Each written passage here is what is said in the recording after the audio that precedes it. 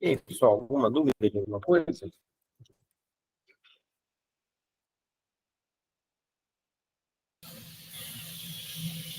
Opa, professor, tá dando para ouvir?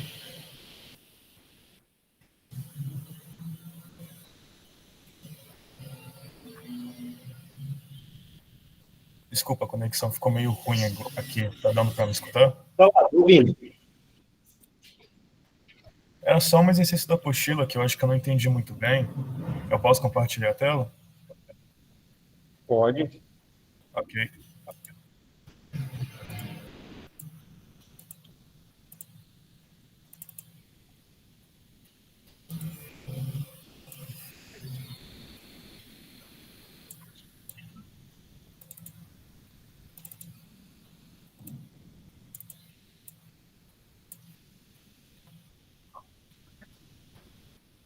Aqui foi o exercício. Deixa eu limpar isso daqui. Cadê você?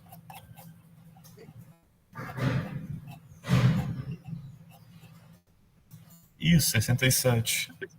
Tipo, o contexto foi que... Ah, desculpa, eu acho que meu áudio está duplicado.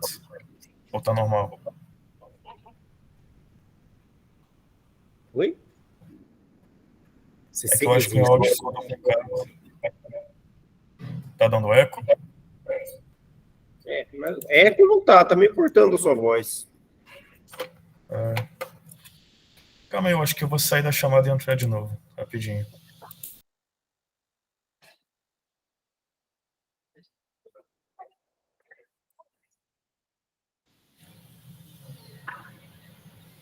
Melhorou aqui, professor?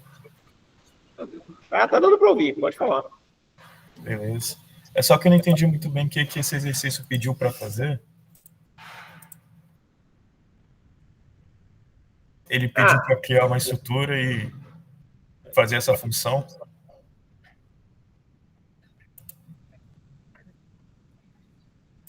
Isso é para entender. Esse exercício, na verdade, é mais para entender a questão de como é a palavra é despacho, tá? É de despachar, né? O despacho que função vai ser chamada, essa maneira, pode falar, que função vai ser chamada em função dos parâmetros que você passa, né? Então, aqui eu estou dando um exemplo muito simples, né? Que é...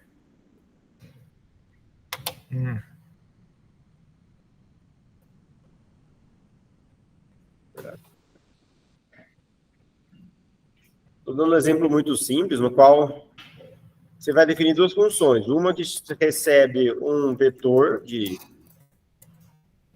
float 64 e um outro parâmetro, que foi o exemplo que eu leio, e um outro parâmetro da data, que aqui eu vou ter que definir, porque não está definido aqui. Então, ali atrás eu vou ter definido uma estrutura data, né? Sei lá. Vamos supor que eu defini isso aqui. E aí eu tenho uma função, que vai chamar f, tá? Que vai receber esse vetor de dados. E outra função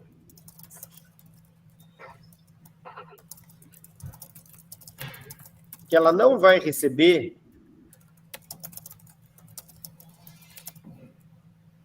agora eu não sei por que eu fiz isso aqui.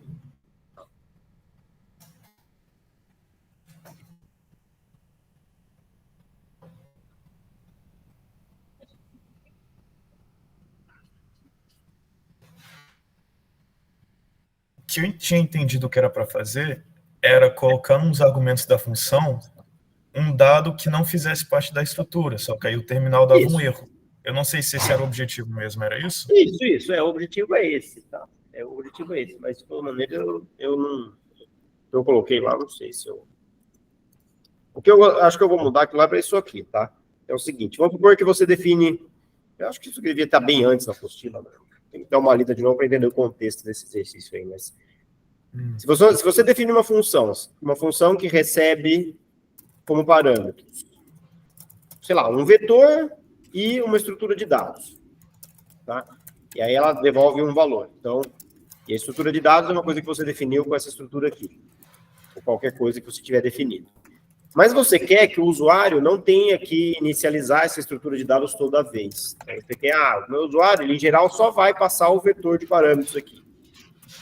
Então, uma maneira de fazer isso, usando, chama múltiplo despacho em Julia, é que você define uma função que recebe tudo que você precisa, que é explicitamente, então, um vetor x e uma estrutura de dados, e você define outra função, com o mesmo nome mesmo, que recebe só o vetor x. E essa função vai chamar a função anterior, que passando x, que é um vetor, né, e inicializando a estrutura de dados para você. Então, aqui, deixa eu corrigir, com algum parâmetro padrão que você quer para aquele x dentro da estrutura de dados. Então, tipicamente, você vai ter essa situação. Sei lá, o usuário poderia fazer isso. Definir o vetor de dados, ou a estrutura de dados. E aí ele poderia chamar a função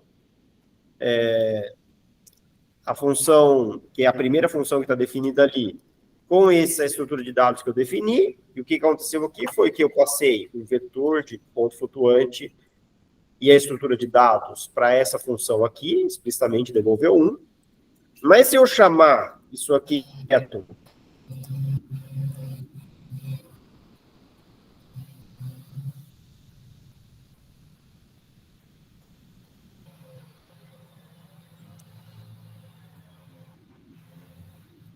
função, então, acho que é razoável.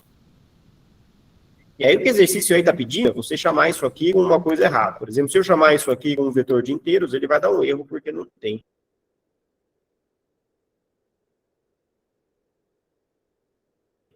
Nenhuma das duas funções aceitam números inteiros. Se eu estou explicitamente falando que eu quero um vetor de número. 64 bits.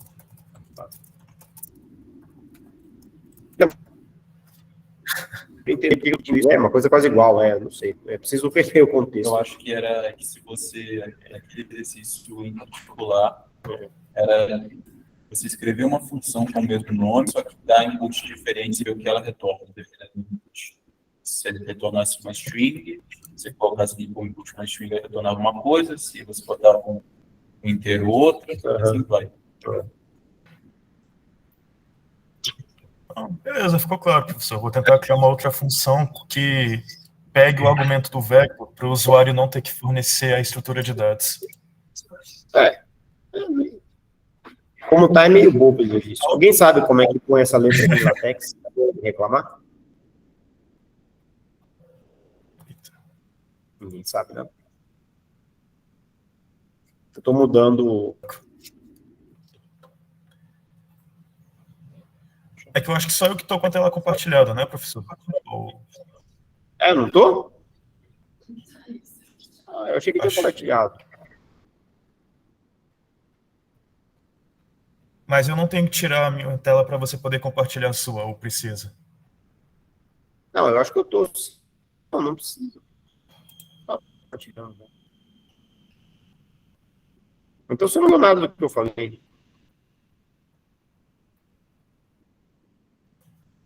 É assim, eu fiquei escrevendo por extenso, né? Com observações do exercício.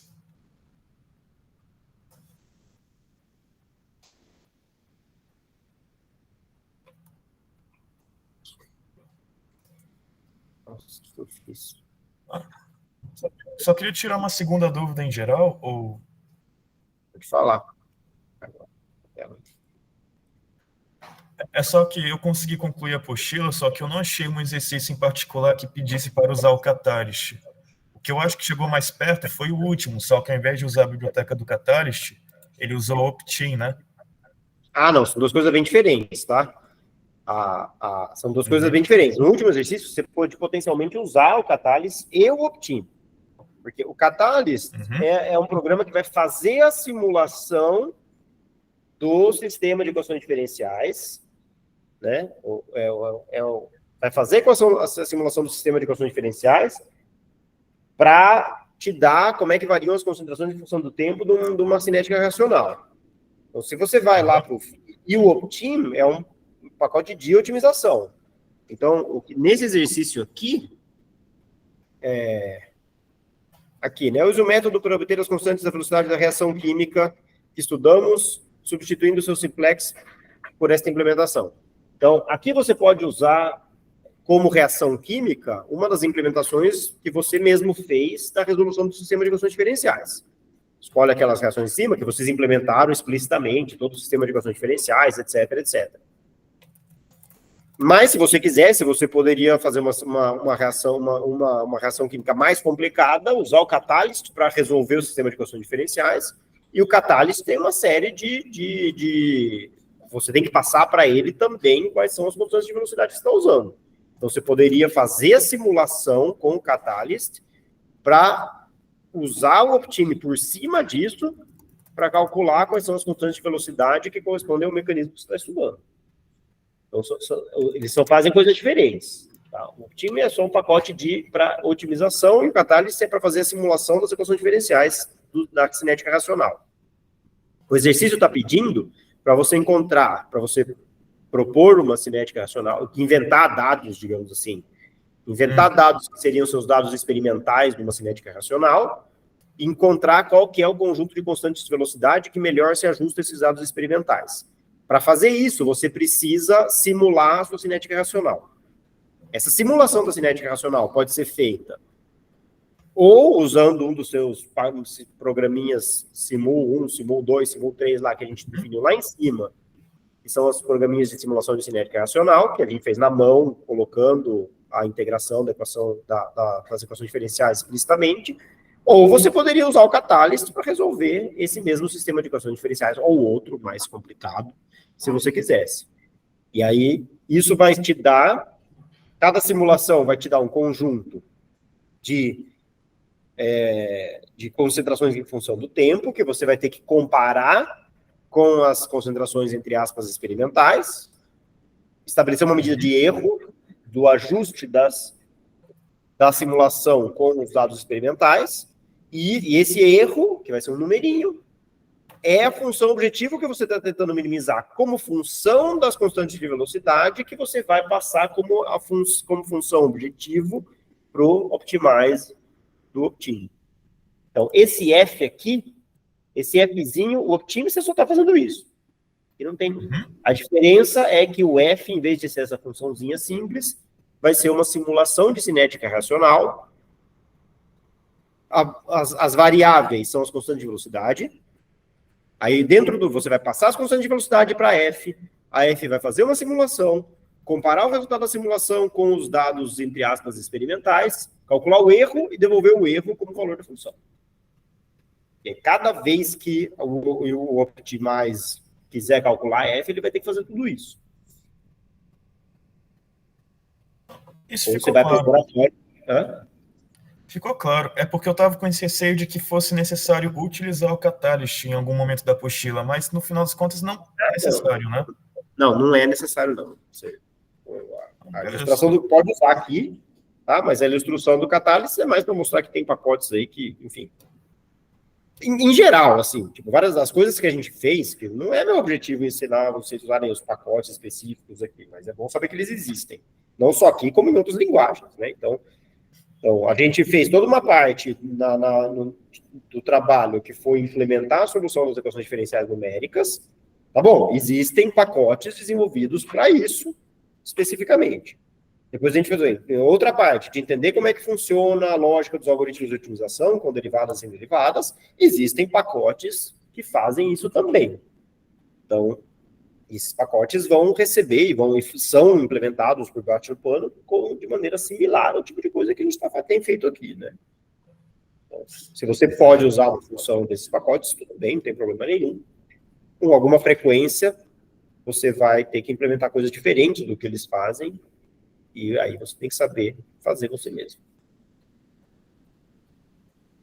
Para esse exercício 69, aí finalizando, eu acabei usando uma função anônima, porque a função que calcula o erro com dado experimental, seguindo mais ou menos a lógica da estrutura, né? Recebia dois inputs, o vetor e a estrutura de dados. Só que o Optime, ele só aceita a função de um argumento. Isso é uma coisa importante, tá? Então, isso é uma coisa importante. Sempre que você vai usar, vou até falar para todo mundo aqui, né? Porque se você tem uma função assim, né? Vou mostrar isso que é o que ele comentou aí, é uma coisa importante para entender. Eu posso parar de compartilhar a tela? Pode. Vocês estão vendo a minha, né? Sim. Tá? Então, instalei o Optime aqui, tá? Estou instalando o Optime.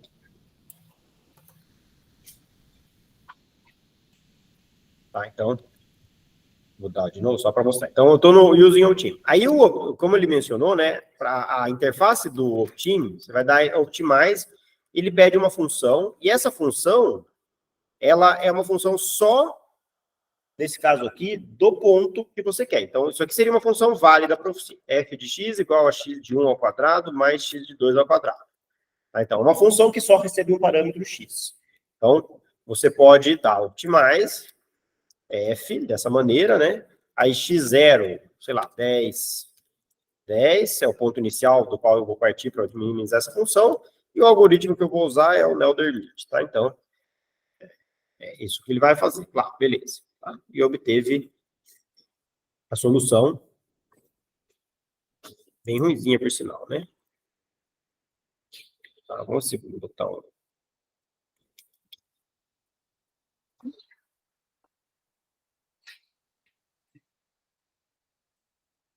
Feio, né?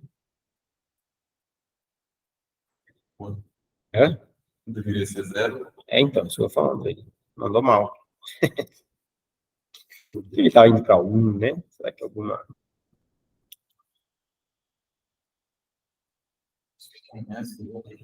Hã? A vida tem testes.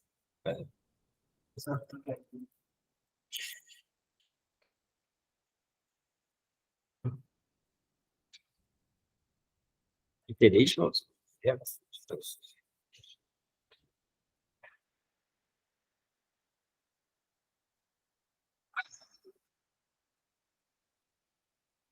Bom, de maneira que eu quero mostrar aqui não era isso, né? Aqui, então, eu vou chamar a função aí com, sei lá, com os pontos iniciais. Deve ser algum critério de convergência.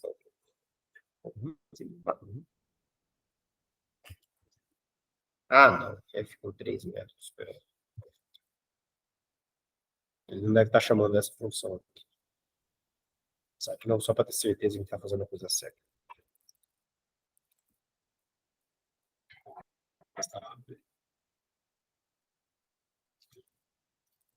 Então, eu tinha definido uma outra F antes, vamos ver se eu estava fazendo alguma bobagem.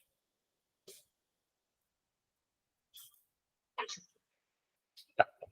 Provavelmente estava usando uma outra função. É que eu estava usando a outra função F que eu estava rodando antes. Mas tudo bem.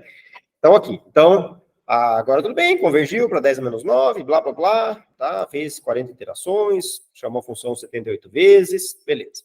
Aí o que ele está comentando é o seguinte, vamos supor que eu tenho uma estrutura de dados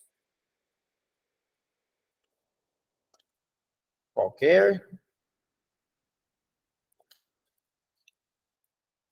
e que a minha função agora f de x, ela depende dessa estrutura de dados, né? Esse é o ponto. Então, vai ser x menos data.a ao quadrado e x de 2 menos data.b ao quadrado, tá? Então, menos aqui. Tá? Então, tudo bem? Então, a interface interna do Optimize, vamos chamar ela de G, vou chamar de G essa função aqui para não confundir. Tá? Então, internamente, esse chamado Optimize aqui não sabe o que fazer com G, porque G agora tem um parâmetro adicional. Então, isso que vai dar aí. Tá? Porque G tem um parâmetro adicional. Tá? Então, e a reclamação dele foi, olha, erro de método, não existe nenhum método que seja G de um vetor. Por quê? Porque lá internamente ele vai tentar minimizar a função G, mas o que ele entende? Como é que está implementado esse método de otimização? Do mesmo jeito que vocês fizeram aí, chamando uma função G que recebe um vetor. Então, o que ele comentou é o seguinte, bom, como é que eu faço agora? Minha função depende desses dados, né? Então, o que eu faço? O que eu faço é definir uma nova G, não precisa chamar G, pode chamar outra coisa, sei lá. Vamos chamar de H. H de X, isso é uma maneira, né? Que vai ser G de X data. Tá? E aí, depois eu vou comentar algumas coisas para tomar alguns cuidados, né? Então, eu tenho data aqui, eu não defini, né? Data, vamos chamar tá, de 2, 3, tá? Então, agora eu fiz a variável data existe, e eu defino H de X como sendo G de X data. Então, esse dado aqui está se referindo agora a essa variável global. Então, temos uma cuidado que a gente vai ter que tomar depois. E agora eu posso chamar o Optimize com H, né, com H desse ponto inicial. Tá? Então, H é uma função que recebe só a variável X, e ele está usando, o que H faz? Chama G, e G recebe os dois parâmetros, e ele está pegando o data da variável global lá. Tá? Aí uma maneira compacta de escrever a mesma coisa é essa aqui. Ele falou, eu usei uma função anônima. Tá? Então, eu estou passando para o Optimize uma função que recebe x e devolve g de x data. A mesma coisa. Aí funciona. Então, é uma função que eu não preciso dar um nome para ela h explicitamente, mas eu estou usando ela para poder passar outros parâmetros para os quais a minha função depende. Tá? Por exemplo, você na sua interface lá do seu programinha lá, você vai frequentemente usar alguma coisa assim para passar uma perturbação que depende de parâmetros para a função interna da sua função. Então, o Lucas está fazendo um programinha que vai usar um tipo de coisa desse tipo. Tá? Então, é isso que ele comentou lá e está usando ali. O único cuidado que tem que tomar com isso é que aqui, por exemplo, vamos escrever isso explicitamente. Function h de x. O que eu vou fazer? Return g de x data. E esse data aqui é a mesma coisa que antes, só que eu escrevi mais explicitamente, né? Esse data aqui é uma variável global, tá vendo? Que é o data que está aqui fora. Então, na verdade, isso é meio ruim, porque esse data agora é uma variável não constante global que pode mudar e que vai gerar problemas de eficiência no código. Então, se eu fizer isso aqui, vamos pegar esse mesmo comando que eu dei antes, tentar utilizar, tá bom, isso já está certo. E ver o tempo deles, vocês vão notar uma coisa que eu vou mostrar para vocês. Aí eu estou medindo o tempo dessa função. E também, demorou 12 microsegundos e que está falando que fez 237 alocações e tal, né? Parte disso, ele vai fazer, talvez o método em si vai ter suas alocações, mas parte disso está relacionado, espero, não testei, com o fato desse data ser uma variável global. Então, tem duas maneiras de, entre aspas, resolver isso. Uma delas é dizer que esse data é constante. Então, a gente tinha definido data assim, né? Vamos criar agora um data 2, que é uma constante agora. Esse valor agora não pode mais mudar. Então, agora, a minha função h, que eu vou chamar de h2, vai chamar g com data 2. Então, agora, a função, esse data 2 não é mais variável, não é um parâmetro que eu posso mudar ao longo da execução do programa, então ele vai poder fazer as coisas melhor com H2 do que ele fazia com H. Eu acho que isso aqui deve melhorar um pouquinho. Tá? Essa é uma das maneiras de resolver. Esses dados adicionais que você vai passar para a função tem que ser passados como constantes. Tá? E não mudou absolutamente nada, mas poderia ter mudado. Tá? Seria... Professor? Oi? É uma dúvida de performance no Julia. Quando a gente escreve as funções assim, é porque assim, eu vejo em outras linguagens de programação que o pessoal costuma explicitar qual o tipo de variável que cada função tem que ser. Foi o que eu tentei fazer, inclusive, nos meus códigos. Tipo x, 2 pontos, vector float. Porque o argumento é que isso melhora a performance. Mas o Julia só sente isso? Não, então em Julia você não precisa. Por quê? Agora, deixa eu só acabar essa explicação, eu já explico o que você perguntou. A outra alternativa seria a seguinte, tá? Seria você simplesmente na function myProblem, sei lá. E esse myProblem recebe x e data. Tá? Agora, dentro dessa função myProblem, data não é mais uma variável global. Então aqui eu posso chamar o optimize x, g, x, data, 10. Na verdade, nem precisa x, né? Seria o x0 aqui, sei lá, nem precisa x. 10, eu estou usando um x0 inicial constante e neldermid aqui. Tá? Aí o que aconteceu aqui? Dentro dessa função, data está se referindo ao parâmetro de input da própria função. Então, isso aqui não é mais uma variável global. Não importa, eu poderia ter dado outro nome. Não importa que data está definido aqui fora, né? Eu poderia ter chamado isso aqui de data 3. Tá? Não é mais aquele data que está definido lá fora. É uma nova variável local dessa função. E aqui, de novo, agora... Bem, aqui não fez muita diferença, porque eu acho que o problema é muito simples. Mas agora você pode rodar isso aqui. Isso aqui não vai ter o problema associado àquela ser uma variável global. Apesar de que você está passando o data para a função, tá? Você está passando esses data global para a função, dentro da função ela é uma variável local. Então, o Julia vai poder otimizar tudo aqui, sem problema nenhum. Em relação a anotações de tipos, né? Que essa é uma coisa relativamente importante, né? Uma função f de x, que nem essa que eu defini aqui, não precisa ter nenhuma anotação de tipo para ter performance. Por quê? Porque o que importa é que o tipo de variável que você passou para ela tenha um tipo bem definido, tá? Então, se eu passo f, eu vou dar, sei lá, f, vamos calcular, f no ponto x igual a, isso aqui é um tipo bem definido, sei lá, é um vetor de ponto flutuante, tá?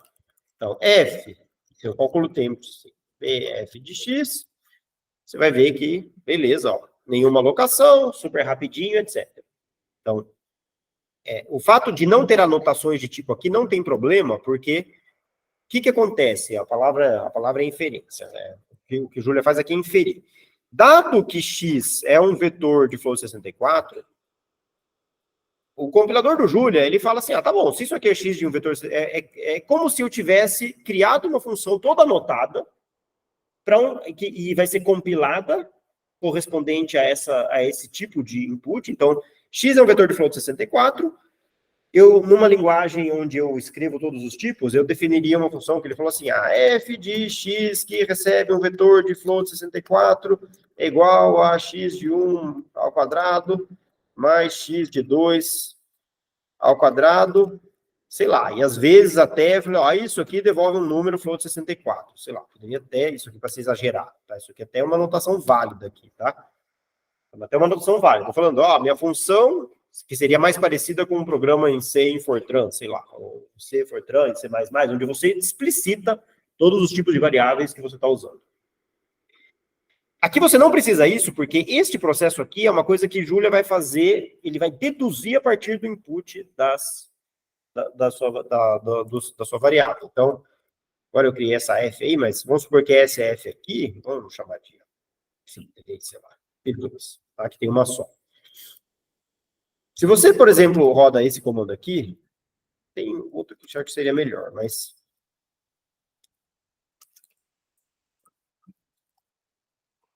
o que ele vai soltar? O nome do comando serve justamente para achar situações problemáticas. Aqui não tem nenhuma situação problemática. Mas ele vai te mostrar todos os tipos que ele deduziu que essa função vai ter, tá? Dado esse input, que é um vetor de float 64. Então ele fala, x é um vetor de float 64. Dado que x é um vetor de float 64, getIndex é ler um elemento de x. Ler um elemento de x devolve um número de float 64. O número 2 é o número 2, é uma constante. O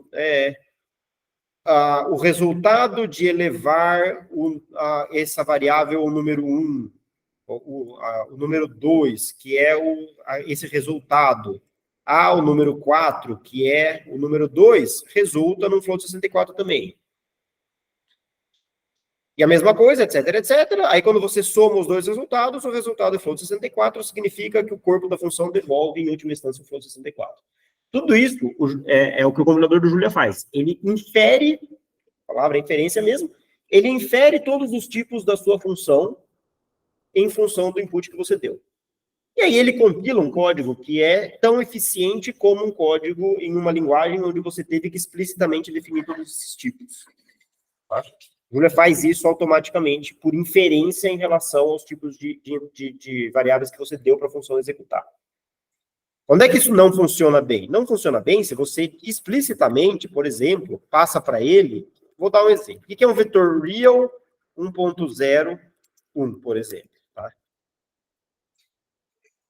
Vetor real significa que esse vetor pode conter números que são ou de float 64 ou números inteiros. Isso é um vetor ruim. Por que é um vetor ruim? Porque, olha só, type of... deixa eu definir. Né? Bom, esse é o vetor. O tipo de x de 1 é um float 64. O tipo de x de 2 é um inteiro. Mas nesse vetor definido explicitamente dessa maneira, eu posso agora trocar o primeiro elemento, que era um float 64, por um inteiro. Então, eu explicitamente disse, olha, eu quero um vetor flexível, no qual cada elemento pode ser um float 64 ou pode ser um número inteiro. E pode ser um float de 32 também, inclusive, aqui, né? Se eu, no caso, F0. Tá? E agora o tipo de F1 é um float de 32. Então, essas coisas ocupam espaços diferentes na memória. O número inteiro, o número float 64. O número inteiro e o float 64 é a mesma coisa. Mas o número inteiro 64 bits e o float 32 ocupam espaços diferentes na memória. Então, esse vetor, quase certamente, é um vetor de referências. Não é mais um vetor que é um bloco na memória contínua. Então, isso é ruim para performance. Tá? Então, o que acontece se eu dou code warm type agora para essa minha função f, no qual eu estou passando esse vetor que é de tipos estranhos, né? Olha como mudou a cara do resultado. O que ele diz? Olha, se eu tento pegar um elemento desse vetor, o resultado, eu não sei que é um float 64, eu sei que é alguma coisa que é um número real. O número 2 continua sendo o número 2, que é a potência lá que eu estou levando. Quando eu elevo essa coisa, que pode ser um número inteiro, ou pode ser um número de float 32, ou pode ser um número de float 64, o resultado é qualquer uma dessas coisas. Eu pego outro número, que pode ser qualquer coisa, elevo ele à potência, e aí quando eu somo os dois resultados, olha, o máximo, eu não sei, o Júlio está dizendo assim, olha, o resultado pode ser qualquer coisa. Entendeu? Porque eu não sei os tipos de variáveis com as quais eu estou trabalhando. Aí, se você calcula, lembra, tinha feito isso aqui, né? E acho que tinha... Não, F2 mesmo, né? Eu tinha feito F2, aquela mesma F2, a mesma função, tá? Rodada no vetor de números de float 64, é rápida, belezinha. Essa função rodada em números inteiros, é rápida, belezinha. E devolve um número inteiro, tá vendo? Devolveu um número de float 64, devolveu um número inteiro. Se eu passo essa função rodada em um vetor de números de 32 bits, ela é rápida e devolve um número de 32 bits. Porque todo aquele processo de inferência de tipos, para cada tipo diferente de input que você dá para a função, resulta num tipo inferido diferente como resultado. Então, isso é programação genérica, que chama, né? Ou seja, o tipo, a sua função, ela roda com diferentes tipos de variáveis. Só que em Julia ela vai ser otimizada para esses diferentes tipos de variáveis. Cada rodada que você der com uma dessas coisas aqui, a gente vê o último exemplo lá, né? Se eu rodo essa função usando um vetor de float 32 como input, ele faz toda a inferência e resulta que o resultado é o float 32. Se eu rodo isso aqui com um vetor de números inteiros, ele faz toda a inferência e o resultado é um número inteiro. Porque você somou o quadrado de dois números inteiros, é um número inteiro. Pode ser um número inteiro, isso é a coisa mais simples para acontecer. Bom, o que acontece se eu, em vez de fazer isso, rodo com um vetor que eu explicitamente estou falando para ele, olha, esse vetor aqui é um número de números reais, né? A gente já viu que ele fala que, ó, não consigo deduzir os tipos, então esses vermelhinhos indicam, olha, seu programa vai ser lerdo. Basicamente isso. Então, se essa parte é uma parte importante para a performance do seu código, tenta resolver esse problema. E aí vamos medir o tempo, né?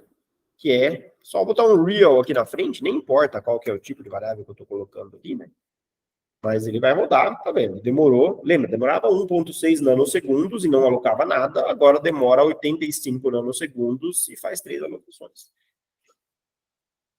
Por quê? Porque cada vez que ele eleva, cada vez que ele pega o resultado de ler o dado de um vetor, eleva esse resultado ao quadrado, como ele não sabe o tipo de resultado, essa função tem que criar uma alocação na memória para colocar o resultado lá, seja ele o que for. Então, aí, respondendo para ele lá, o que importa em termos de declarações? O que importa é que os dados que você está passando para a função tenham tipos bem definidos. Tá me escutando aí ainda? Só para confirmar, tá? Que eu vou chegar na explicação do seu problema. Matheus? Tá, então, o que importa do ponto de vista de declarações? O que importa é que os dados tenham tipos bem definidos, não que sua função declare que tipos que ela recebe. São coisas diferentes. A função em si, F2, né, como a gente definiu, não declara nada. Isso não é um problema para performance. O que é um problema para performance? Que o dado X que você está passando para ela seja um dado que o Julia não é capaz de inferir as consequências de operar sobre esses dados. Então, por exemplo, vamos definir uma nova função, onde vai aparecer a declaração, vamos definir uma função, sei lá, food x, food data, tá? Ó, data.a ao quadrado mais data.b ao quadrado. Lembra, a gente tem já uma estrutura de dados que chama data, e aqui eu botei declaração de tipos, tá vendo? Então, a estrutura de tipos data é uma função de tipos no qual eu tenho certeza de que com o elemento A é do tipo float64 e o elemento B é do tipo float64 também. Então, eu vou definir, tá? Ou sei lá, foo de data 1.0, 2.0, isso vai dar 5, que é aquela conta lá, e isso aqui vai ser rapidão, tá? Não vai ter problema nenhum, vai ser rápido. Agora eu vou criar outra estrutura de dados, onde eu vou tirar essas declarações aqui. O que significa isso? Ah, não posso dar outro nome para ela aqui. Data 2, tá? O que significa isso? Que data 2 pode ser definida assim, sei lá, inclusive eu posso fazer isso aqui, um data 2, tá? Eu não estou exigindo que A e B sejam de nenhum tipo, então data 2 pode ser de qualquer tipo, mas eu posso, obviamente, criar um data 2 que só tem 2 números de ponto flutuante, tá? E aí, foo funciona para essa função? Foo de data 2, 1.0, 2.0. Funciona, tá? Mas data 2 é uma estrutura de dados ruim, porque ela não especifica quais são os tipos de variáveis que eu tenho. E aí é muito pior. Então, onde está o problema da declaração de variáveis? Não é na função, não é no tipo de variável que você está passando como dado para a função ser capaz de deduzir toda a cadeia de tipos dentro da função. Entendeu? Então, code warn type foo de data 1.0, 2.0 vai ser tudo verdinho. Tá? Porque data, ele sabe direitinho qual que é o ponto crucial? O ponto crucial é esse aqui. Ler a propriedade A da estrutura de dados data devolve um float, ele sabe isso, claramente. Ler a propriedade A disso aqui, ele não sabe, porque a propriedade A da estrutura de dados data 2 pode ser qualquer coisa. E aí, quebra toda a inferência e ele tem que ficar alocando intermediários na memória para ser capaz de interpretar o resultado que vier, sejam lá quais forem os dados que vierem. Como é que você faz programação genérica se você precisa disso? Você pode fazer isso aqui, que é uma coisa um pouquinho mais avançada, que pode ou não ser o mesmo tipo, mas eu estou fazendo uma declaração paramétrica de qual que é a variável. Agora é diferente, né? Se eu faço aqui, ó, data 3 de 1.0, 2.0, data 3 agora é um tipo paramétrico, onde ele pode ter strings aqui, eu posso fazer isso aqui, data 3, A e B. Eles não podem ter tipos diferentes nesse caso. Mas isso aqui agora é um tipo que só pode conter strings naquelas posições, isso aqui é um tipo que só pode ter float 64 posições. Esses dois, qualquer um deles, o segundo a função não vai rodar, né? Mas isso aqui, ele deduz direitinho, porque data 3 agora é um tipo que só pode conter float 64 e o getIndex, o getProperty dele aqui devolve um float 64 e toda a inferência de tipos funciona bem e essa função vai ser rápida sem dúvida nenhuma, vai ser rápida como só para terminar, vai ser rápida como as outras funções. Professor? Então, em julho, a declaração de tipos é importante na definição dos dados. É a partir do tipo de dado estar bem definido que as funções de Julia funcionam rápido.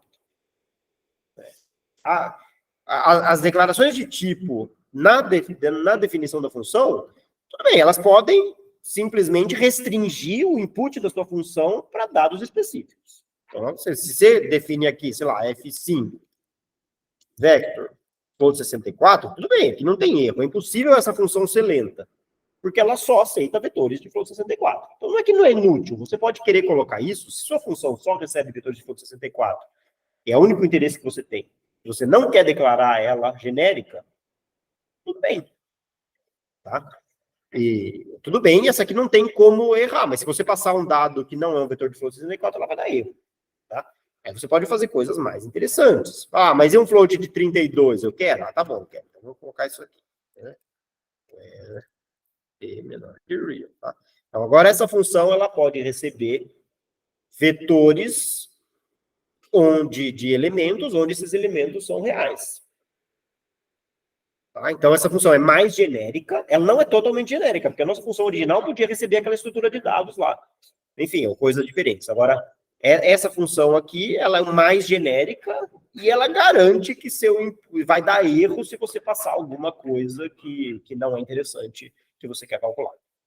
Então, aí a programação genérica usa esse tipo de tipos e de tipos paramétricos para controlar que coisas você quer ou não aceitar como input de uma função, mas a performance não está definida por essas declarações. A performance está definida pelo fato do input, dos dados que você está passando para a função serem dados de tipos concretos. O nome técnico é esse. São tipos concretos de variáveis. Tá?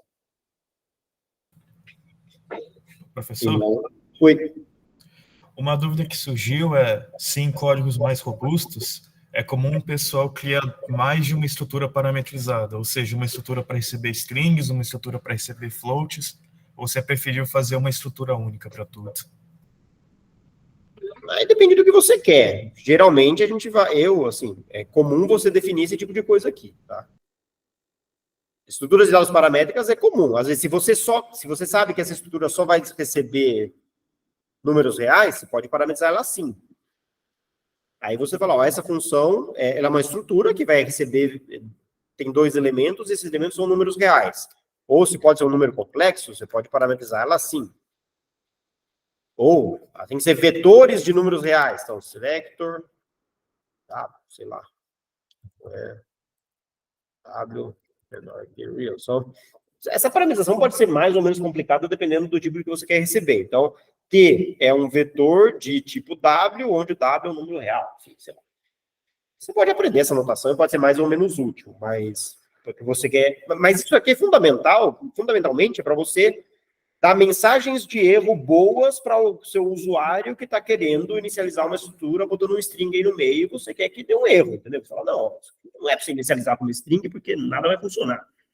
Então, essa parametrização e o uso da parametrização é mais para dar boas mensagens de erro para a pessoa que está tentando usar seu programa do que outra coisa. Mas é importante ter tipos bem definidos para performance. Para ter performance. Não, saquei. Valeu, professor, ficou claro.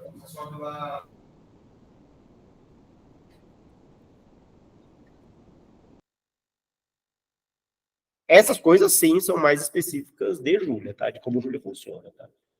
As coisas são mais específicas, sim. Tem uma coisa, eu não sei muito disso, mas tem uma coisa, de certa forma, similar a isso em C++, que chama templates. Eu não sei se alguém já programou com templates em C++, que é uma coisa similar a isso. Tá? Tem similaridades, tá? Você define funções genéricas, e aí as funções genéricas têm uma notação para definir, que depende do tipo de argumentos, ali ela pode aceitar. Tá? Mas não tenho muita experiência com isso, não. Em outras linguagens não tem. Fortran ainda não tem genéricos, por exemplo. Python, as funções são genéricas por definição, tudo. Você pode botar anotações de tipo, mas também é só para dar mensagem de erro. Em Python é diferente, tá? Em Julia, as definições, elas implicam em como o código vai ser compilado. Em Python, não. Em Python tem anotações de tipo, em versões mais modernas de Python, você pode falar, eu quero que essa variável seja um inteiro e essa variável seja um número real, ou um número de float 64, mas isso só serve para dar mensagens de erro se o usuário não passar os parotipos corretos. Não muda nada do que a função de fato vai fazer. Em Julia, não. Em Julia, os tipos que você passa para a função definem como a função vai ser compilada, como se você tivesse declarado explicitamente todos os tipos numa linguagem de declaração explícita. Teve uma vez assim que eu vi um script de Python, aí era para ele receber um número inteiro. Aí eles tinham que escrever lá explicitamente no input int. Ele tem uma notação, acho que é até uma coisa mais moderna, né? Mas enfim, tem uma notação, mas ela só implica dar mensagem de erro para o usuário que está dando o input errado. É isso que ela serve. Vou falar que ela lembra que ele receberia um número inteiro. Isso.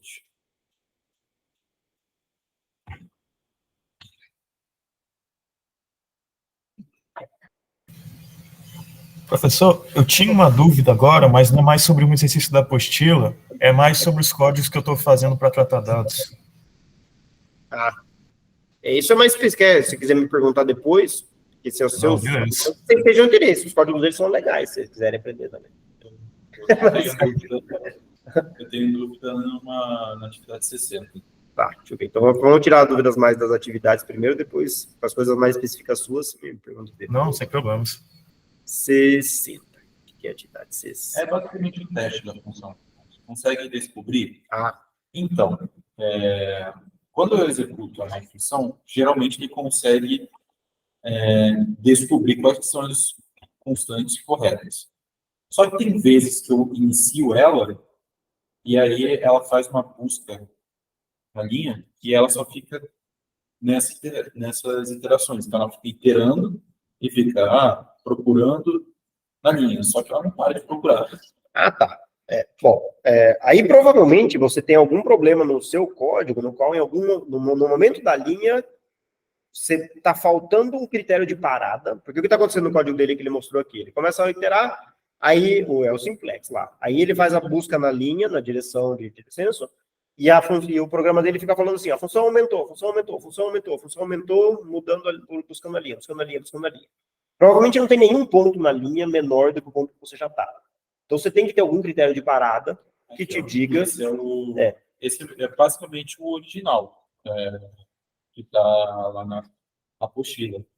Ele entra nesse loop de procurar, ele não acha, porque se você botar um print aqui, ele não está entrando aí. Ele printa. Se você tiver, vou colocar aqui, por exemplo, Não, os prints estão aí. No seu caso, ele não está. Não, tudo bem. Ele está entrando aqui, mas ele nunca encontra um ponto menor. Isso. Então, ele nunca encontra um ponto menor. Então, ele nunca encontra um ponto menor, ele vai sair. E aqui, em algum momento, você tem que... E aí ele vem nesse if e ele vê que isso aqui não acontece. Não acontece. E aí, só retorna. Só retorna no mesmo ponto. Isso. Então, aí está faltando algum critério de parada, que ele vai parar pelo máximo número de tentativas, né? Sim. Ou você tem que chutar outro ponto qualquer, ou você tem que ter um critério de parada que você, se você, depois desse processo aqui, você não mudou o ponto onde você está em nada, termina o loop, porque você vai repetir o mesmo procedimento. Tá. E aí, então tá faltando um critério de parada ou largar ele iterando até acabar o número máximo de iterações. Né? Mas aí, geralmente, quando ele entra nesse loop, é porque ele já achou o ponto. Se ele já achou o melhor ponto possível... Só que é engraçado, porque, ora, ele acha o melhor ponto, e aí para, vamos ver se...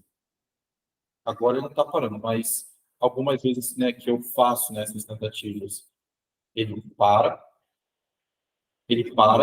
e outras ele não para. As coisas podem ser, lembrando que tem um componente aleatório nessa busca linear aí dele, né? Você está gerando pontos lá no seu código lá, você está gerando pontos aleatórios, tem um range ali gerando pontos aleatórios. Então, ele não vai, mesmo que ele fique no mesmo ponto, a próxima iteração não vai dar exatamente a mesma coisa. Então, pode ser que ele não tenha achado o melhor ponto nos 20 trials daquela busca linear, e na seguinte ache, porque se existe esse melhor ponto, ele vai dar essas voltas. Se ao longo da linha, da reta onde ele está fazendo a busca, da reta onde ele está fazendo a busca, existe um ponto melhor, o seu código uma hora vai achar, porque ele tem essa componente aleatória aqui. Entendeu? Agora, se você já está no mínimo, ele não vai achar nunca. Aí da maneira como está escrito o seu código, ele só vai parar quando acabar as iterações. Né? Se você já está no mínimo, ele vai parar. Se não tem outro critério de parada aqui na história, né? Não parece ter. Tá vendo? Se não tem outro critério de parada, ele poderia parar aqui, né? Mas, ó, a comparação. Aqui você teria que testar, ele está testando se f de x, se 2 pontos do simplex, né? F de x3 menor do que f de x2 é menor do que o critério de convergência. Você poderia testar se o f de x3 menos o f de trial é menor do que o critério de convergência, por exemplo. Então, se o trial point, se o ponto de teste é igual a f de x3, quer dizer que você não conseguiu nada melhor, e aí você poderia parar com esse critério. Poderia colocar aqui um else if f de x3... ou trocar esse critério de convergência. Uma coisa assim. Mas está faltando essa parada, né, que vai gerar esse possível processo iterativo no paramento.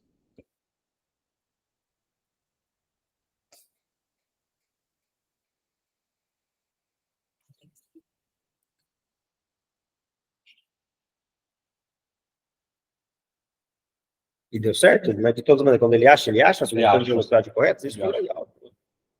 Deixa eu testar aqui, como aqui ele não dá pau. Só um comentário à parte em relação ao seu trabalho. Depois isso aí é o que você vai fazer, entendeu? Percebe? O Lucas está trabalhando um problema assim. A gente tem uma simulação que dá um resultado errado.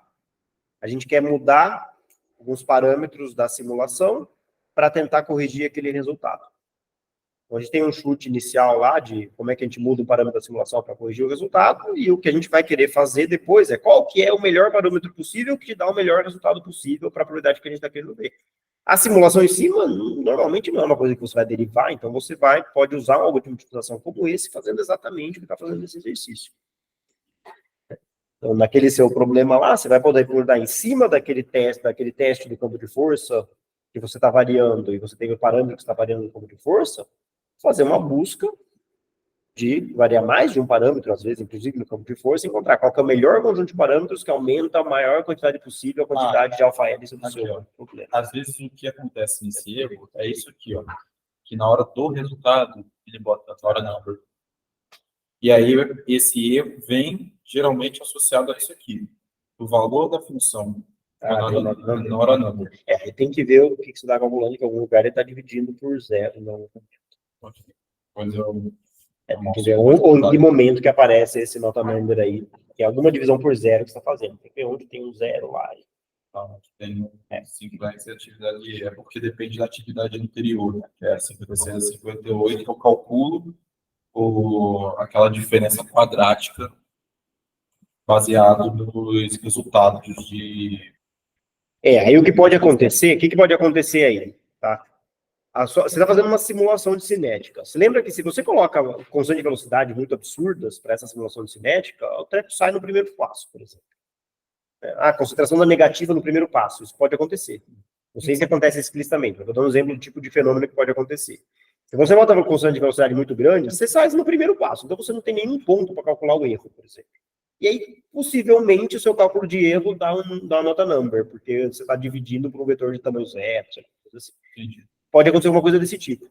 Então, quando você está trabalhando com uma avaliação de função que depende de uma simulação, é comum você tentar, por exemplo, verificar o que aconteceu com esse resultado. Termina uma simulação. Quantos passos eu tenho? 0. Então, se em vez de calcular o erro e devolver esse erro calculado que não faz sentido, devolve infinito como erro para ele simplesmente descartar o ponto. Entendeu? Essa foi uma simulação que não deu certo. Então, você testa isso como resultado da simulação, e a simulação deu errado.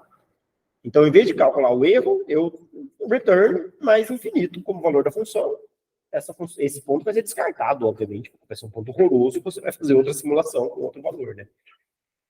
Da perturbação. Então, às vezes, você tem que lidar com as instabilidades da função que está calculando, que você está calculando, tá? Para poder ter um processo estável de...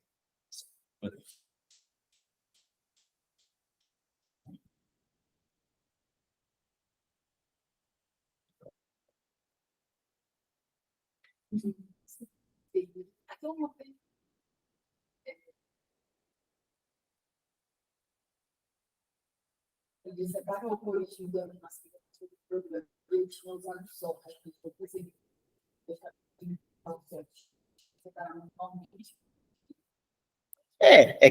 O que a gente quer aqui é simplesmente que você separe aquilo numa função sorte, que é uma função sorte que a gente implementou. Né? Então, essa partezinha aqui do programa, né, é um algoritmo que faz ordenamento. Isso aqui. Isso aqui é um algoritmozinho que faz ordenamento de um vetor. Tá? Então, o que eu quero? Você pega esse pedacinho e separa ele numa função e potencialmente funciona. Eu dou um vetor qualquer, ele ordena direitinho. Legal. E aí você pode até brincar de comparar, né? Em seguida você vai trocar essa parte. Por quê? Porque no momento que você separar isso, em vez de chamar isso de uma função mais sorte, sei lá. E aqui você, em vez de chamar isso aqui, você vai chamar a função mais sorte. E aí tudo bem, em seguida o que você vai fazer? Simplesmente trocar o mais sorte pelo sorte do Base e do Julia, entendeu? E aí você pode até querer testar, de brincar para ver se isso aqui é mais lento ou mais rápido, porque o mais sorte, o Base e o Julia provavelmente é mais lento. Mais sorte deve ser mais inteligente do que esse algoritmo aqui.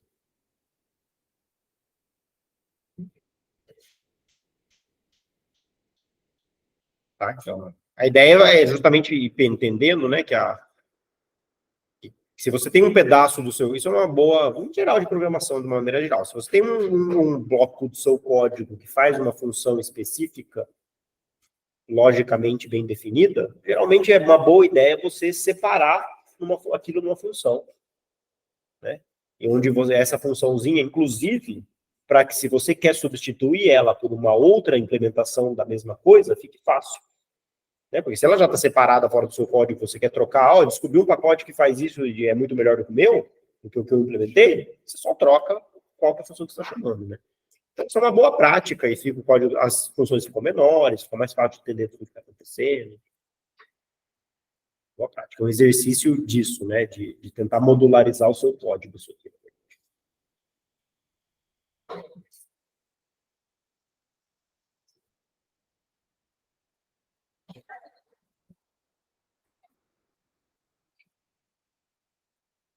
E GPU nesse negócio?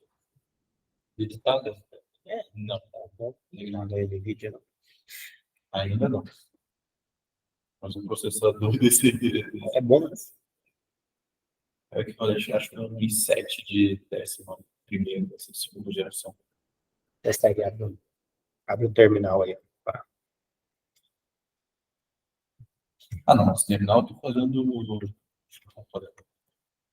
Isso aí não está aberto aí? Não, Por que não? Não dá para colocar um ambiente virtual Dá. nisso aí? dá, mas eu não... Tá, sim. Tá.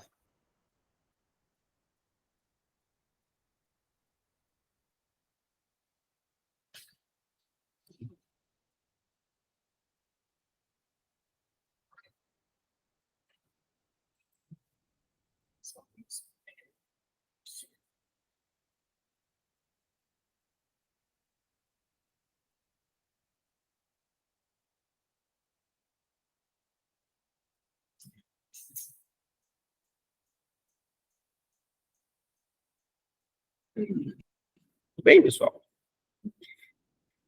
Tem mais matéria para eu dar? Não tem mais apostila, não. Se quiserem curiosidades gerais, podem perguntar, ou da apostila, de qualquer outra coisa de programação, se vocês quiserem saber, pode perguntar, mas matéria mesmo. De todas as maneiras, a próxima aula é a última, né?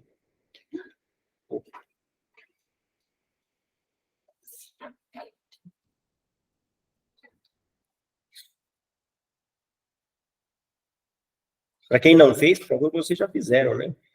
Não sei se eles vão dar de novo, mas tem um curso, ou pode até acompanhar, né, esse aqui, esse curso aqui, ó.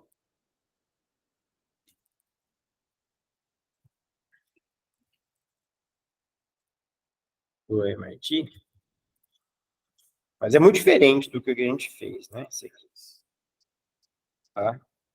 Esse curso, pera. Opa. Esse curso aqui, tá? Esse curso é um curso, ele é em julho também, né? Quem que já fez? Só você fez. Então, ele, mas ele é bem diferente, né? A ideia desse curso aqui, eu não sei, acho que lá, a partir das, ele fala, tá vendo? Análise de imagens, traçamento de dados, propagação epidêmica, modelagem climática. Ele usa enormemente bibliotecas e pacotes, né? Então, é outra ideia, né? Mas eu acho que depois de ter feito exercício, entendido, se familiarizado um pouco com a linguagem, vai ser mais fácil seguir isso aqui. Porque se você vai direto nesse sem ter nenhuma experiência com programação, isso é pena, porque eles estão assumindo que você meio que já sabe programar alguma coisa e... E aí ele... então, aí ele fez porque ele fez aqui, tá? Porque o Paulo Silva, do IMEC, ele já ofereceu esse curso em português, tá? Como matéria regular daqui da Unicamp. Né? E eu não sei, eu vou perguntar para ele se ele vai oferecer de novo. Eles estavam querendo. Agora é obrigatório. Ó, que legal. Eles botaram na ementa mesmo. Tá massificado. Aí, ó, legal. Então, é um curso que agora está sendo oferecido regularmente na matemática aplicada. Então, tendo um pouco já de familiaridade com Julia em programação, esse curso é bem legal, porque você vai aprender as coisas de análise de dados, machine learning, blá, blá, com as bibliotecas, enfim, todas, aí sim, aplicações de coisas diferentes. Então, é legal de fazer.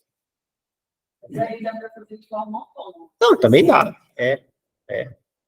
Tá todo disponível, eu acho. Professor, Júlia é uma linguagem assim, é sólida para machine learning? Ela é, assim, aí tem uns poréns, tá? Para machine learning especificamente, tem uns poréns. Tem dois aspectos da história. Porque machine learning tem dois lados. Tipo, o tipo tem todo um conjunto de assim, vamos supor que você quer treinar um programa, um programa para jogar xadrez. Tá bom? Caso típico de machine learning, com self-training, blá, blá, blá, aquelas coisas. Você pode fazer isso, Júlia? Pode. Tá, tem. Alpha 0.js. Isso aqui é um pacote legal, tá? Que você pode usar para treinar jogos em Julia, tá? Programa legal. Tá? Agora, Fazer. Não. Uma linguagem inteligência artificial muito famosa. Isso, então essa é uma implementação em Julia dela. O que é legal dessa implementação? Primeiro porque você vai lá no código, é um código relativamente, sei lá, tem 800 linhas de código aqui para implementar esse negócio. E você pode entender como funciona. E usar, e é razoavelmente funcional para você poder usar na prática. Agora, se seu problema é esse especificamente, você vai. Eu não sou especialista em machine learning, mas você vai pegar as bibliotecas das bibliotecas que o Google e o Facebook estão desenvolvendo para machine learning, são mais rápidas. Entendeu? É outro nível de profissionalização quando você tem um problema que é um dos problemas abordados por essas bibliotecas. Então, as bibliotecas de Python, que são meio Python, JAX, PyTorch e TensorFlow, essas três bibliotecas são as bibliotecas do Google e do Facebook para fazer machine learning, são coisas muito desenvolvidas e muito otimizadas para resolver os problemas que elas estão voltadas para resolver. E com muita frequência, o seu problema de machine learning cai dentro do guarda-chuva das coisas que essas bibliotecas resolvem. Então, nesses casos, existe a biblioteca de machine learning de Julia, acho que é a Flux, né? Que é uma biblioteca boa, né? Essa aqui. Mas eu acho que ela é um pouco mais difícil de usar, eu ouço falar também, tá? Do que Jax, do que TensorFlow. Tá menos consolidado, é um pouco mais difícil de usar, você tem que entender, assim, normalmente você usaria isso se você não quer usar um pacote totalmente fechado para uma coisa que já resolve o seu problema, eu acho. Você quer mudar alguma coisa, sua função objetiva é uma coisa que tem particularidades que não é fácil de acrescentar nessas bibliotecas maiores, nessas bibliotecas comuns. Então, é uma área onde machine learning especificamente é uma área onde eu acho que se você só quer fazer machine learning, que a maior parte das pessoas está fazendo, usar as bibliotecas, o TensorFlow, o JAX e a outra lá. Mas o artigo são quase iguais agora. É a coisa mais natural. Eu acho que a JAX é um pouco mais flexível, mas é praticamente uma linguagem de programação em si, né, pelo que eu entendo. JAX é praticamente uma linguagem de programação em si, com suas limitações, mas voltada para você implementar. Então, tem que aprender mais ou menos toda uma linguagem de programação para implementar o negócio em JAX. Mas que seria mais natural usar essas bibliotecas, se você vai especificamente fazer machine learning de uma coisa consolidada, dentro do contexto consolidado. E Julia tem essas bibliotecas também. Agora, se seu machine learning depende da resolução do sistema de equações diferenciais, por exemplo, é o que eles deram esse nome por causa disso. Tá? SciML. Tá? Então, como machine learning é muito popular, eles tiveram que chamar isso de machine learning também. Mas que é toda uma É isso aí mesmo. Mas... Eles chamaram de Scientific Machine Learning, tá? O conjunto de bibliotecas envolvendo Machine Learning e Julia, eles meio que estão chamando de Scientific Machine Learning. Por que Scientific? Porque está querendo dizer, olha, se as bibliotecas pacote fechado não estão servindo para você resolver o seu problema, porque não estão implementando as coisas que você precisa, ó, aqui você tem as ferramentas para fazer isso, entendeu? Então, justamente querendo dar esse indigo, ó, se os pacotes fechados não são úteis para você, o que a gente está implementando em Julia é mais flexível. Tá? Então, eles estão querendo ver o lado positivo do lado deles. Então, em particular, né, parte do que eles chamam, botaram dentro desse chapéu do SciML é o Differential Equations, que é um dos pacotes mais importantes de Julia, de resolver equações diferenciais, que é o melhor pacote de resolução de equações diferenciais que tem. E que falar, se seu problema de machine learning envolve uma simulação, então, por exemplo, eu quero determinar os parâmetros das minhas constantes de velocidade de uma reação química super complicada. Bom, esse problema envolve uma simulação. Envolve uma resolução de sistema de equações diferenciais, que é o sistema de equações diferenciais da sua reação química. Bom, o melhor programa que existe para fazer a solução desse sistema de equações diferenciais é o Differential Equations, em particular através da interface do Catalyst. Tudo bem, você vai querer usar isso. Então, eles estão falando para você, ó, se você vai querer usar isso, a gente tem um treco de machine learning para você colocar por cima para fazer machine learning usando isso. É isso que eles estão querendo dizer. Então, não cai dentro de uma aplicação típica de machine learning. Se você está simulando isso, o pessoal está usando muito. Está fazendo simulação, querendo usar machine learning para fazer física de partículas. Tem um monte de gente usando o Julia para fazer as simulações de equações diferenciais de física de partículas. Tá bom, você quer fazer equações diferenciais disso com machine learning por cima, bom, então você está fazendo uma aplicação típica que é reconhecer a foto de um macaco, entendeu? Então, não é o mesmo tipo de coisa. Então, é possível que as bibliotecas de machine learning usuais não se encaixem no que você está querendo fazer, e talvez aí é interessante usar esse conjunto de pacotes. A vantagem desse conjunto seria modificável isso. É mais flexível. Essencialmente, você pode programar tudo por cima. Como fosse uma coisa open source. Não, open source mas não é só open source, né? A natureza de Julia e da maneira como você interage com os pacotes é que eles são muito... você pode integrar eles de muitas diferentes maneiras. Se eu dar uma coisinha constante, vai dar ruim. Não vai dar ruim com o resto, entendeu? Então, por causa do quê? Por causa do que eu acabei de falar para vocês, daquele negócio lá de que as funções são genéricas, e você pode definir novos tipos de dados, e suas funções podem funcionar sem nenhuma modificação para esses novos tipos de dados.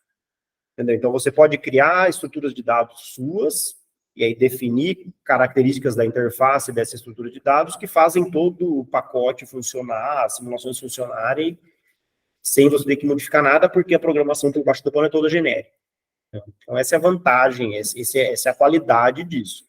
Mas também faz isso ser mais difícil de usar do que se seu problema se encaixa numa coisa mais pacote fechado. É mais difícil de usar.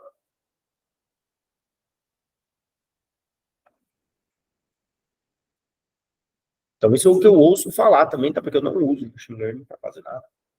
Você vai poder usar se quiser. Mas, assim, é só um comentário genérico. A gente fala, vamos usar machine learning para descobrir os parâmetros das equações diferenciais aí da nossa simulação de cinética química. Na verdade, não é um problema de machine learning. Você pode usar machine learning para isso. Mas é um problema de utilização, entendeu? Então, enfim, você usar machine learning para isso é só, sei lá, é só você querer fazer uma coisa que você não entende em cima de uma coisa que você pode fazer entendendo, entendeu? Que é resolver um problema de utilização. Isso basicamente. Então, mas, no fundo, vai ser a mesma coisa. É a mesma coisa, só que você está usando um conjunto de métodos de organização mais limitado, se você está usando machine learning para isso.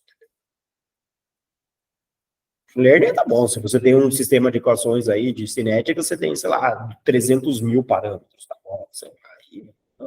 Aí provavelmente as coisas que estão implementadas para tentar otimizar parâmetros com esse nível de complexidade, e você não sabe o que os parâmetros são, talvez funcione melhor do que você tentar usar alguma otimização. Mas é mais problema. O problema de determinação de parâmetros não é um problema naturalmente de machine learning. de otimização.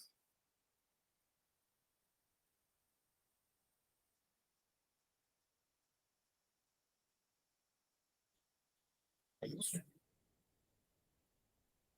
Então, tem essas coisas. Em pricing, olha, eles vendem, desgraçado. Eles vendem. Ah, não, isso aqui é do GitHub, né?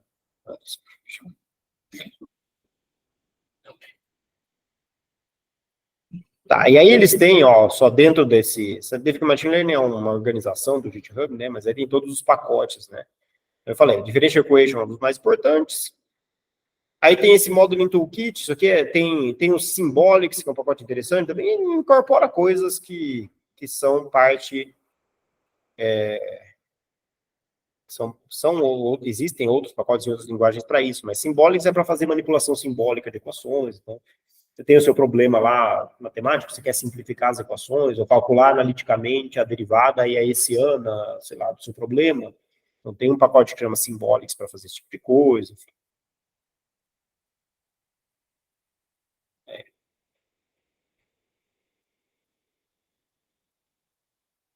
Part of Integration, Optimization, né? Tem um monte de coisa dentro da chapéu desse negócio aqui. Catalyst, tá vendo? Catalyst está dentro disso. Mas é só porque, de verdade, né? O fato de Catalyst estar dentro de uma organização que chama Scientific Machine Learning é só porque Machine Learning é um negócio tão popular hoje que você quer que apareça no Google o seu programa quando alguém escreve Machine Learning. É isso. Né? Então, faz a máquina não aprender nada, mas descobriu o que você quer, publica um artigo. Isso, exatamente. Um monte de coisa. Professor, desculpa, pode voltar para o que estava escrito PubChem, JL? PubChem, eu não sei o que é, não. Deixa eu ver lá o que é. Porque o PubChem é um site que você acessa para pegar as informações de espécies químicas, né? Água, etanol, pressão de vapor e tal. Sim. PubChem is a powerful... É isso aí. Sei lá. Sei, mas como assim tem... É porque isso é um site, né? Como assim existe esse programa JL? É uma biblioteca que o pessoal fez para acessar a internet? Ele puxa, né? Deve puxar da internet, eu acho, sei lá. Eu acho que a base de dados chama PubChem, né? Então... PubChem.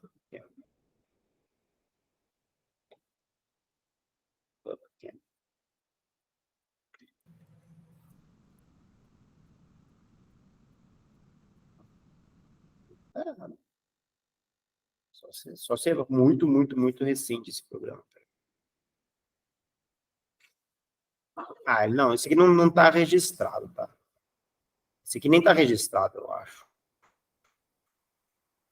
Vou instalar ele na mão. Só se ele é muito, muito, muito recente.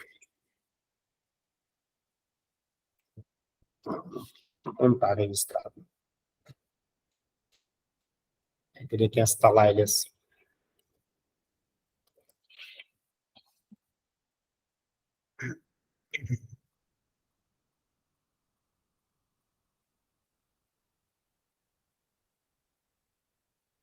É que chamou o interesse porque talvez demore porque ele usa o Catalyst, né? Não necessariamente, viu? Sei lá, pelo jeito ele passa cria essa função chemical properties aqui, e você pega os dados. Né?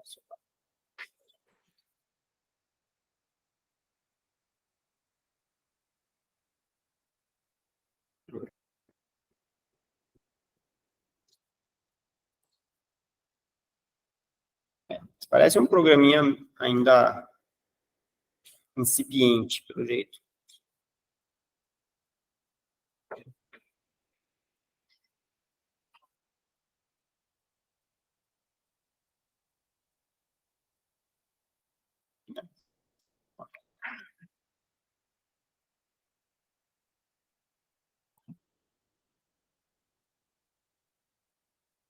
Então, ó, para quem gostou, ó, primeiro... tem as aulas todas desse Introduction to Computational. Tem até TED Talk lá. Então você pode.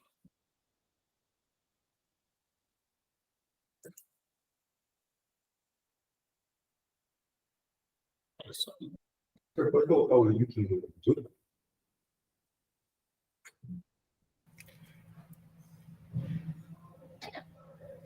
Professor, se ninguém for perguntar nada da apostila, eu poderia tirar uma dúvida agora daquele código mais tratadados?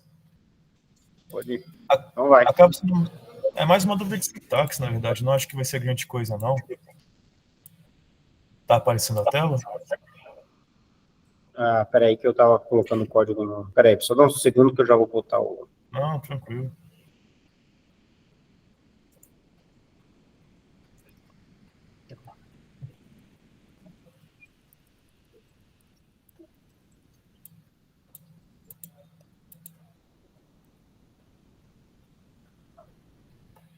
Então, voltamos aonde você tá. Cadê você?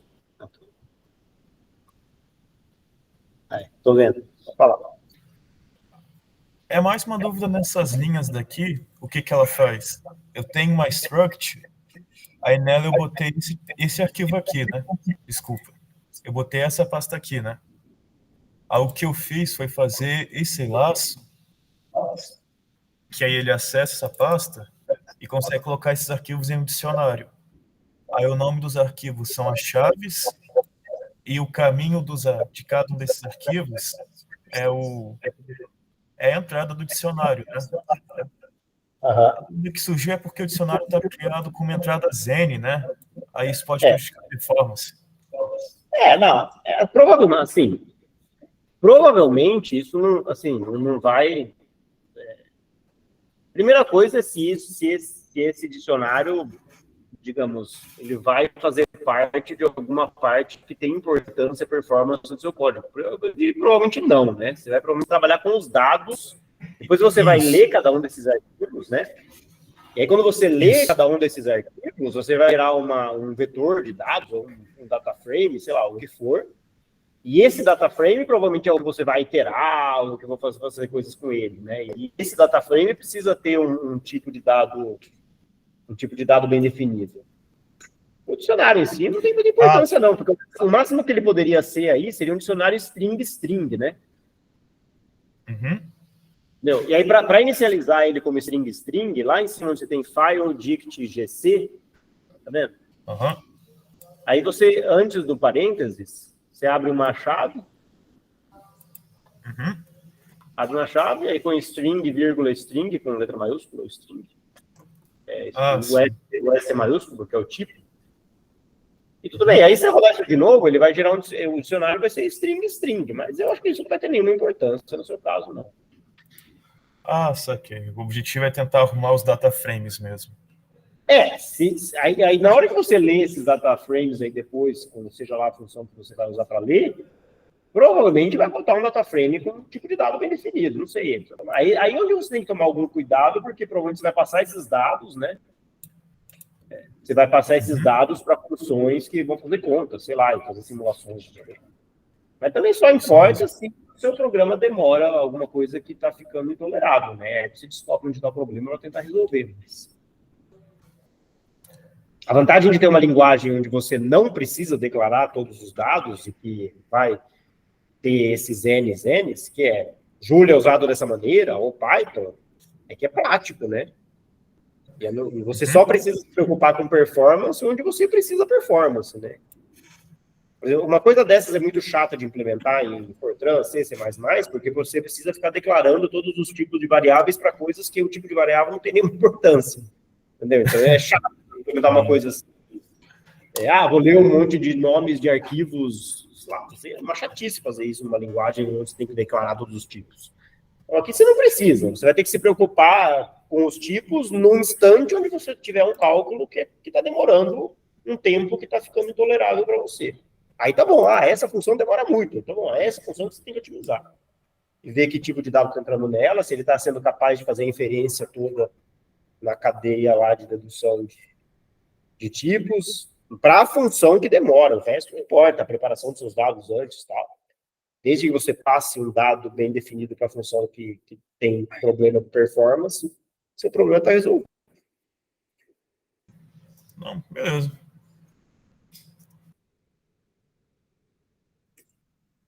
Isso é o que eles chamavam do problema de duas linguagens, né? Two language problems, né? Que é muito bom você ter uma linguagem onde você não tem essas preocupações para fazer tudo isso que você está fazendo. Lê arquivos, lê os dados, prepara, escreve um arquivo de saída, escreve algum dia. É muito bom ter uma linguagem prática para isso. Python é isso, uma linguagem prática para isso.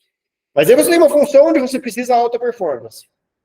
Aí essa função, em Python, tipicamente, ou você tem que usar JIT, Numba, ou não sei o quê, coisas assim, se elas são suficientes, ou você tem que implementar ela em outra linguagem, Fortran, C++, ou em Mojo, que é um novo negócio que inventaram aí, que ainda não funciona bem, mas tudo bem, mas acho que tem seu futuro.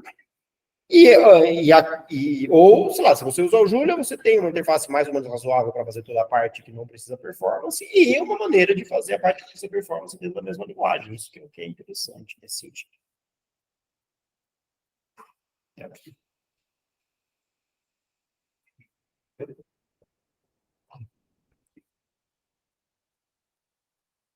Nossa, isso aqui.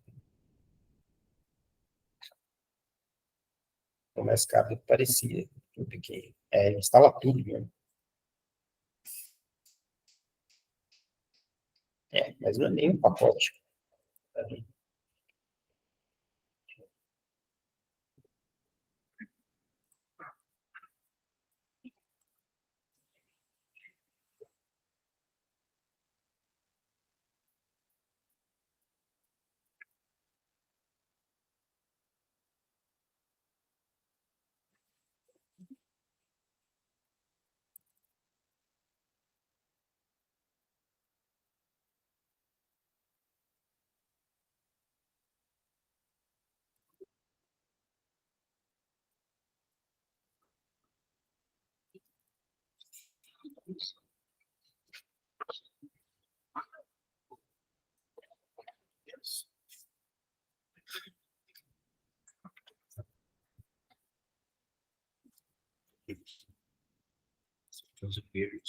Bom, pessoal.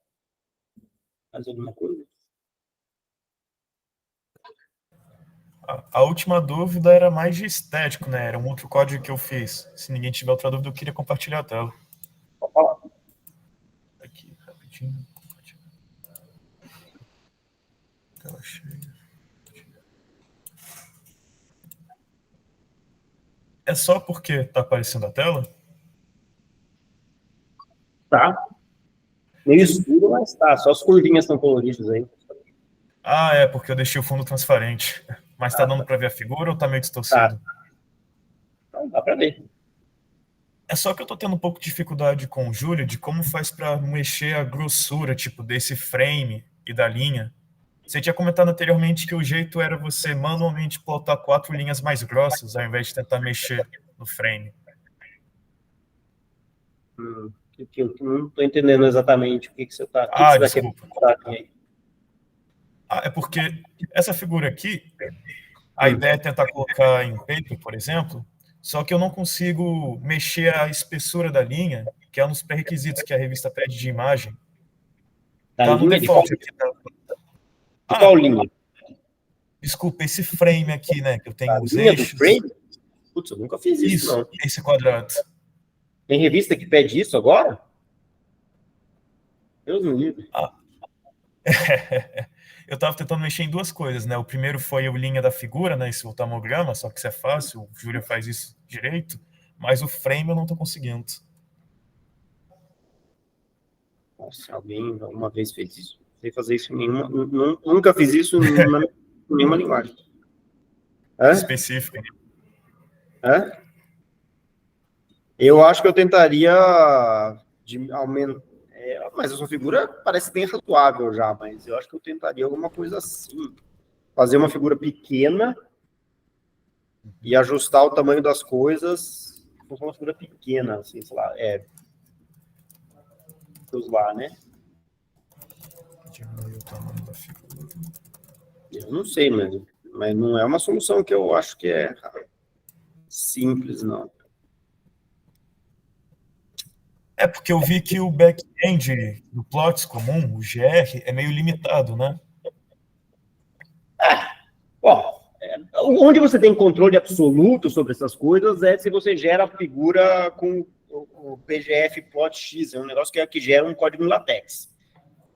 Mas é bem chato de usar, viu? Enfim. Assim, é como você pode controlar tudo. Até 2017 não existia.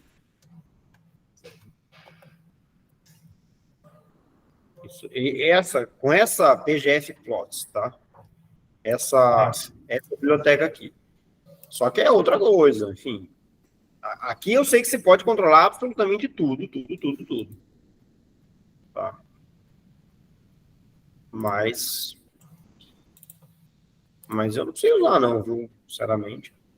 Nunca achei que valia o trabalho de aprender, não. Mas tem gente que gosta, enfim. Não tenho nada contra. Você pode controlar absolutamente tudo. Não é uma crítica, não, mas é que eu acho que é um treco. Até amigos. Não, desde que você tenha um bom motivo para usar isso, né? É tipo um Mac da vida, né? O quê? É tipo o Mac, né? O back-end Mac. É um dos back-ends, mas você pode rodar ele direto, né? Mas você tem que aprender a sintaxe dele, né?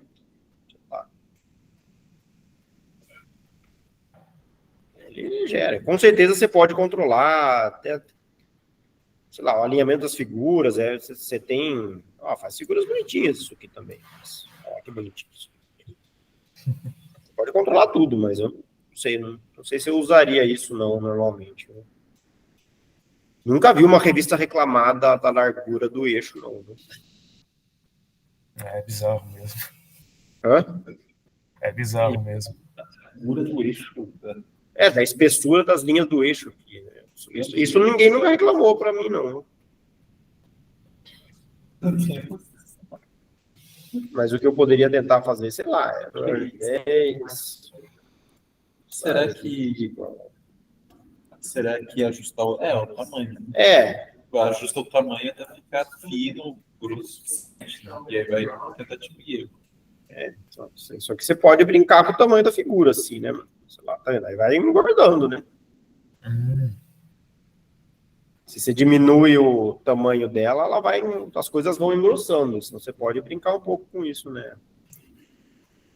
Se a revista está exigindo alguma coisa desse tipo, né?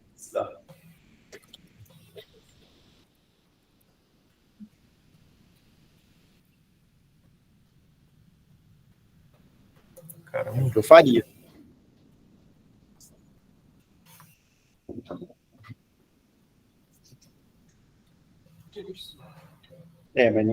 Mas assim, se a figura for ficar pequenininha, de fato, é bom ter umas linhas grossas, né? Então você tem que pensar nessas coisas. Mas aí você controla esse parâmetro size aqui, que é o tamanho em pixels, né? E aí? E é bom que, essas coisas, você salva isso em SVG, né?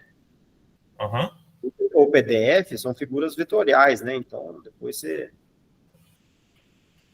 PDF também é vetorial? PDF também é vetorial.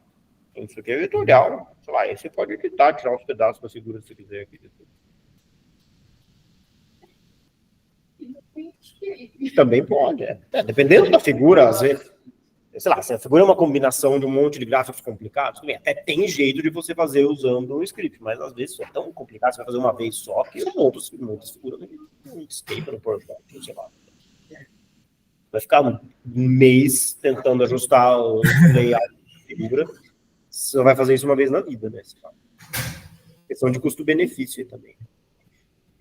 Né?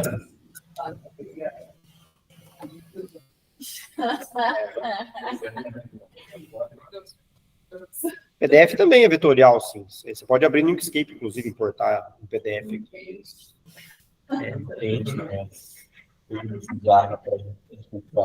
Se salvar em PDF, viu, Matheus? Você pode importar aqui, ó, file, import, você pode importar o PDF, ele vai ser a mesma coisa, tá? O PDF também. Ou aprende a usar o Photoshop e faz umas maluquices. E aqui, ó, o bom daqui, ó, que se você... Deixa eu parar de gravar. Mas... Bom, que se seus dados não ficaram bons, ó, você pode pegar e mudar eles aqui.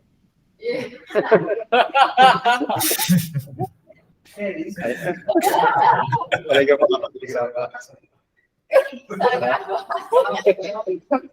Isso foi uma piada. Fique claro para a posteridade que isso foi uma piada. Aqueles que não entenderam, isso foi uma Isso foi piada. uma piada. Não estou sugerindo. Ok? Aí eu boto lá, né? Minha simulação deu errado. Até porque, ó, por aí que foi uma piada, eu não estou conseguindo fazer. Quero saber por que eu não estou conseguindo fazer isso. Olha que legal essa curva. Suave. Sem dúvida. Dá para utilizar o GIMP ou ele é mais limitado que o Inkscape? O Escape? GIMP não é um programa de desenho vetorial, né? O GIMP vai abrir que nem uma sim. figura isso, né? Então, Eu tinha feito o GIMP para tirar o background de algumas figuras, só que ele não conseguia me deixar salvar em SVG. Eu tinha que botar em PNG no fim. não dá. Então, se você quer abrir para tirar o background, é melhor o Inkscape, que você tira na lata. Aí tirei o background, por exemplo. Eu acho que no Photoshop tem uma É, opção que é para você selecionar todos os pixels com aquela cor. E aí sim. pega e move só. Sim, o GIMP também tem. Caraca. Isso é impressionante. Né? Não, o GIMP também tem essas coisas. Mas enche o saco por causa disso, é verdade. Mas aí, na hora que você já vai importar, tá vendo? Na hora que você vai importar no GIMP, você já vai transformar a figura numa figura de bitmap, né? É. Você também pode aqui selecionar as cores, né? Enfim. Aqui. Select Color Tool. O GIMP também não estava me deixando mexer no DPI das figuras, né? O densidade de pixel. Aí por isso que eu não estava conseguindo salvar como TIFF, eu acho. Aqui você salva file. É que, assim, você não vai salvar no GIMP, você não vai salvar como TIFF, porque o formato que ele salva é um formato, por exemplo, se que tem camadas e tal. Você vai exportar como TIFF aqui, tá? Então, você quer exportar isso como TIFF, você exporta aqui, tá? E aí, todo mundo presta atenção que isso é importante. Isso em figura pede, tá? As revistas pedem. Se for salvar como TIFF, salva com alguma compressão, tipo LZW, porque senão fica um arquivo gigantesco. E aí você exporta, e beleza, exportou como TIFF. Mas é exportar, não é salvar, tá? Saquei. Porque o formato que ele salva mesmo é um formato que, por exemplo, você pode ter várias camadas aqui de figuras e ele salva preservando as camadas. Na hora que você salva como TIFF, ele chapa a figura, né, e salva uma figura sem camadas. Então, você exporta num formato que é mais limitado. Ou seja.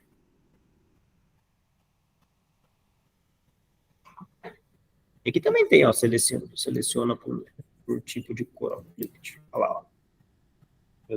Selecionou o tipo de cor. Deve dar para mexer aqui.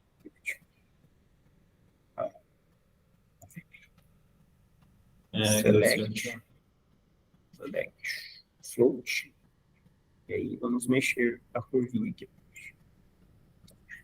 Vamos manipular dados.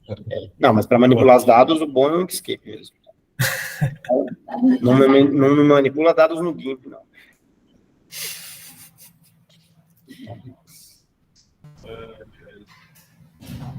De novo, isso é uma piada. Tá? Gerou um corte.